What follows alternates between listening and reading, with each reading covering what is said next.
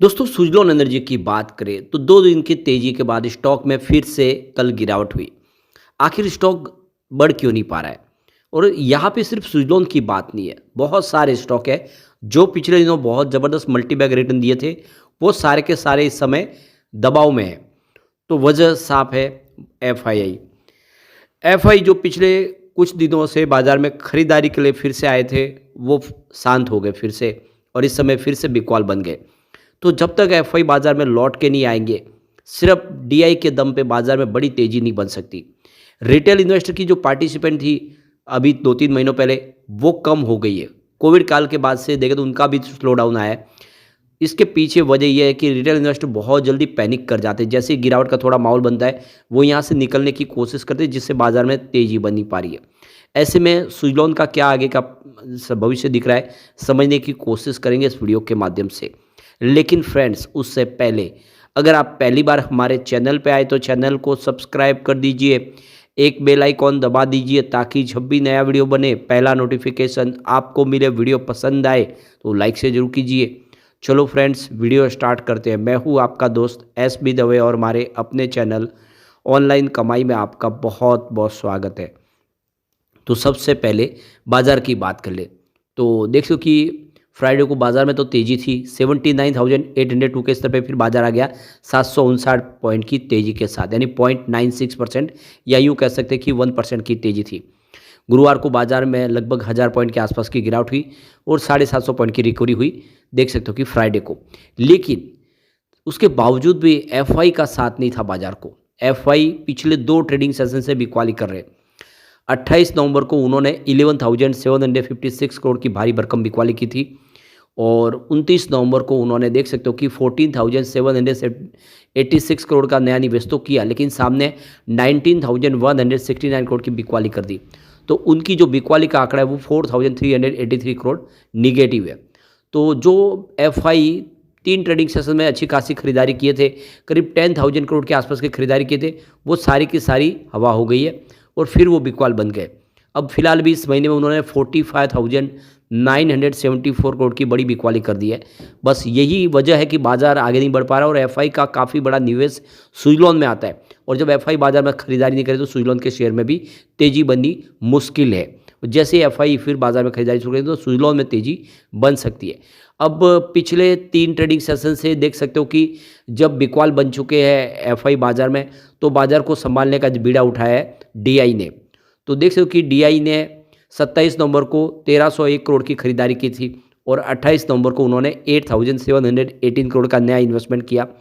तो 29 नवंबर को यानी फ्राइडे को 15,201 करोड़ की फ्रेश इन्वेस्टमेंट की, सामने 9,478 करोड़ की उन्होंने बिकवाली की। तो उनकी जो खरीदारी का आंकड़ा है वो 5,723 करोड़ पॉजिटिव है।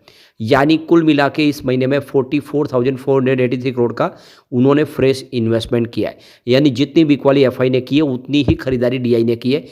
काफ़ी समय से बाजार को सपोर्ट मिल रहा है, तो वो डीआई की तरफ से, हमारे इंडिया के बड़े फंड हाउस की तरफ से, म्यूचुअल फंड की तरफ से। अब यहाँ पे अक्टूबर महीने में हमने देखा है कि सुजलॉन में हो या फिर आईआरएफसी में हो या फिर जियो फाइनेंशियल सर्विस में हो, इन सभी शेयरों में म्यूचुअल फंड ने अपना इन्वेस्टमेंट बढ़ा दिया है। अब सुजलॉन की बात कर ले तो देख सकते हो कि 63.15 पर क्लोजिंग थी। 0.91% की गिरावट देखने को मिली, लगभग 1% के आसपास की गिरावट थी।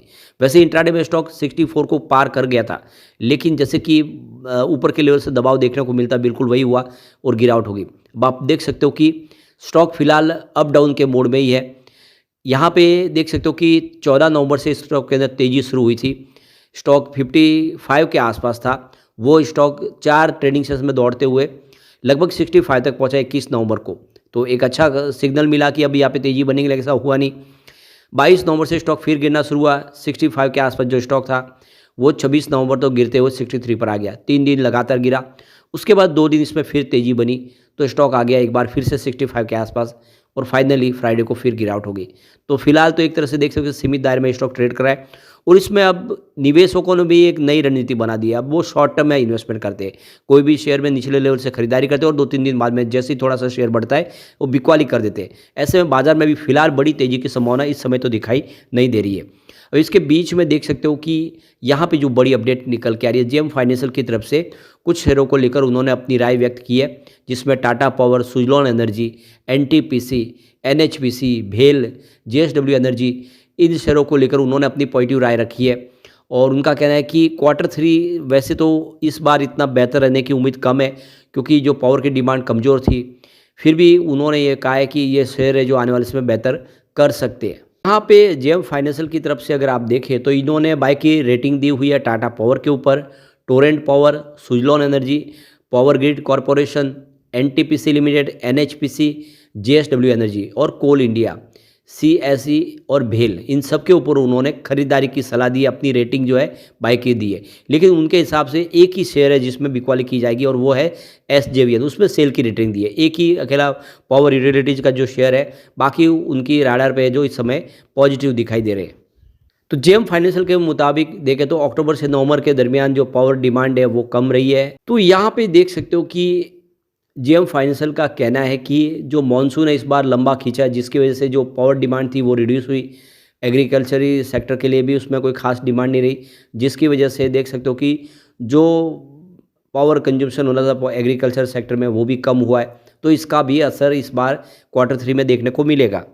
पर यहाँ पे सुजलॉन एनर्जी को लेकर बुलिश है जेएम फाइनेंशियल, और उन्होंने इसके अच्छे टारगेट भी दिए। उनके हिसाब से कंपनी का बिजनेस मॉडल काफ़ी अच्छा, उन्होंने बाय की रेटिंग दी। जेएम फाइनेंशियल की तरफ से टाटा पावर को लेकर भी 500 के टारगेट के साथ बाय की रिकमेंडेशन की है। उन्होंने जेएसडब्ल्यू एनर्जी के लिए 791 का टारगेट दिया है, और यहाँ पे सुजलॉन एनर्जी के लिए उनका 81 का टारगेट है। इसके अलावा जेएम फाइनेंशियल ने एनएचपीसी के लिए भी 108 रुपये का टारगेट दिया हुआ है। तो कुल मिला के काफ़ी अच्छे टारगेट, सिर्फ यहाँ पे एसजेवीएन की सेल की रेटिंग के साथ 71 का टारगेट दिया हुआ है। तो ये कुल मिला के ये काफ़ी अच्छी पॉजिटिव संभावना है, जो इशारा करिए कि आने वाले समय सुजलॉन बेहतर कर सकता है। अब यहाँ पे सुजलॉन एनर्जी को लेकर क्या एडवांटेजेस है जिसकी वजह से हम सुजलॉन में निवेश करें, तो पहला पॉइंट है इन्वायरमेंटल इम्पैक्ट, सेकेंड है लॉन्ग टर्म ग्रोथ पोटेंशियल, और तीसरा है यहाँ पे ग्लोबल प्रेजेंस।